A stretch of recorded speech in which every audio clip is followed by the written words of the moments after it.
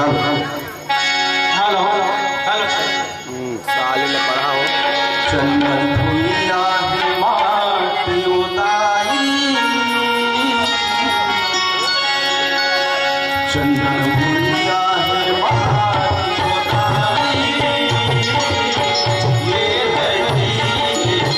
पाँव परते हम चंदन भुइया है माटी उताई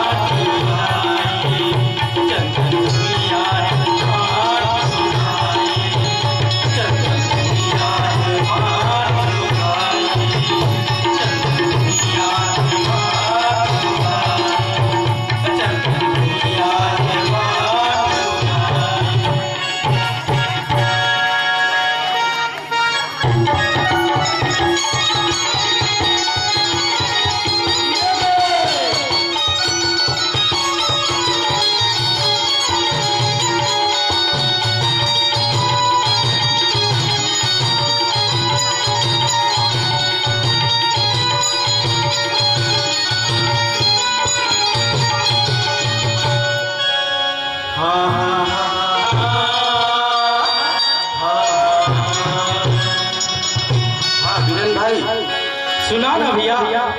अब ये तो मेहनत करके अपन खेत में डोली बना रहे हैं। हाँ भैया बना रहे तो लेकिन अब भजन करने लगी का भोजन के बाद भजन तो चल ना भैया भजन कर ली चल ले कर सुना रहे कहीं सुना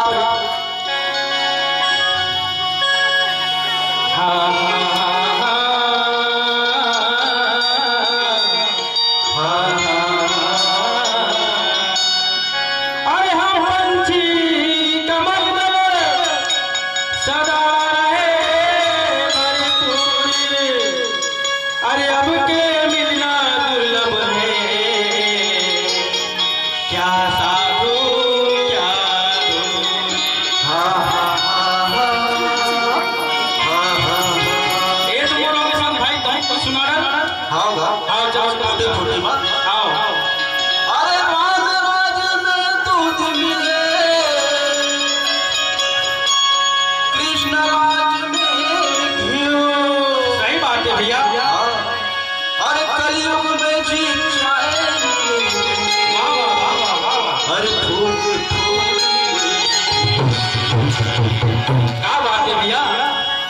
सन भाई बनल बात है का बात है दुनिया में जब भी चीज लेता ना हां वहाँ पैसा कौड़ी मिलते, चाहे गाड़ी ले ले, घोड़ा ले ले, बैला ले, कहीं ले ले, वहाँ पैसा मिलते। एक ठन टिक्के ले भी ना बिना पैसा मिलतेगा, लेकिन एक ठन चीज हम फोकट में मिलते हो। का चीज जानता है? का चीज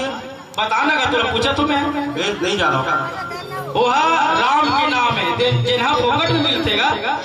हाँ तो चल भैया भजन कर ली, ये दुनिया के मोह माया ला छोड़ के दारू मंगवा छोड़ और भगवान के भजन में लग जा। फोकट में फोकट में गा हरि के नाम जप ले, फोकट में गा हरि के नाम जप ले, फोकट में गा हरि के नाम जप ले, फोकट में गा हरि के नाम जप ले, फोकट में गा हरि के नाम जप ले, फोकट में गा प्रभु के नाम जप ले, फोकट में गा हरि के नाम जप ले, फोकट में गा हरि के नाम जप ले, फोकट में गा हरि के नाम जप ले, फोकट में गा प्रभु के नाम जप ले, हरि के नाम जप ले, प्रभु के नाम जप ले, नाम जप ले प्रभु के नाम जप ले, हरि के नाम जप ले, प्रभु के नाम जप ले, हरि के नाम जप ले प्रभु के नाम जप ले, हरि के नाम जप ले, प्रभु के नाम जप ले, फोकट में गा हरि के नाम जप ले, फोकट में गा हरि के नाम जप ले, फोकट में गा हरि के नाम जप ले, फोकट में गा हरि के नाम जप ले।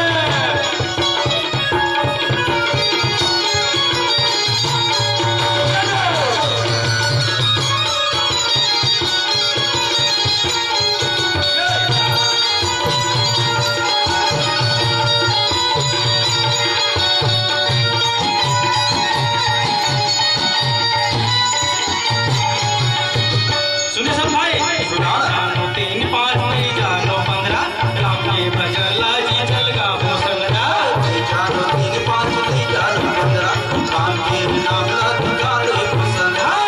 जानो 3 5 नहीं जानो 15, राम के भजन लाजी चल गा वो संगरा, जापो संगराजी चल जा चल गा वो संगरा जी चल गा वो संगरा। काला ले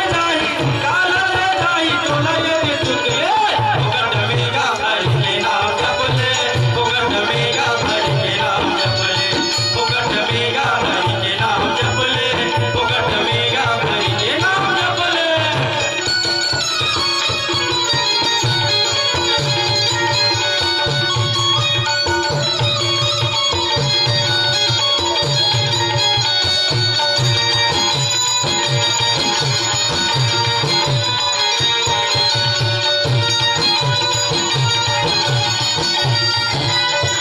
सुनो सब भाई, पूजा पाठ करत करत इन्हा बहागे, सोचनी चल रविवार आई दिखाया गे, जब पाठ करत करत दिन भागे संसली चल मंगलवार आए दिन भयाले पूजा पाठ करत करत इन्हा बहागे, सोचनी चल रविवार आई दिखाया गे, आए दिन भयागे जी आई दिखाया गे, आई दिखाया गे जी आई दिखाया गे। काला ले जाई तोला ये दे चुगले, फोकट में गा हरि के नाम जप ले, फोकट में गा हरि के नाम जप ले, फोकट में गा हरि के नाम जप ले, फोकट में गा हरि के नाम जप ले।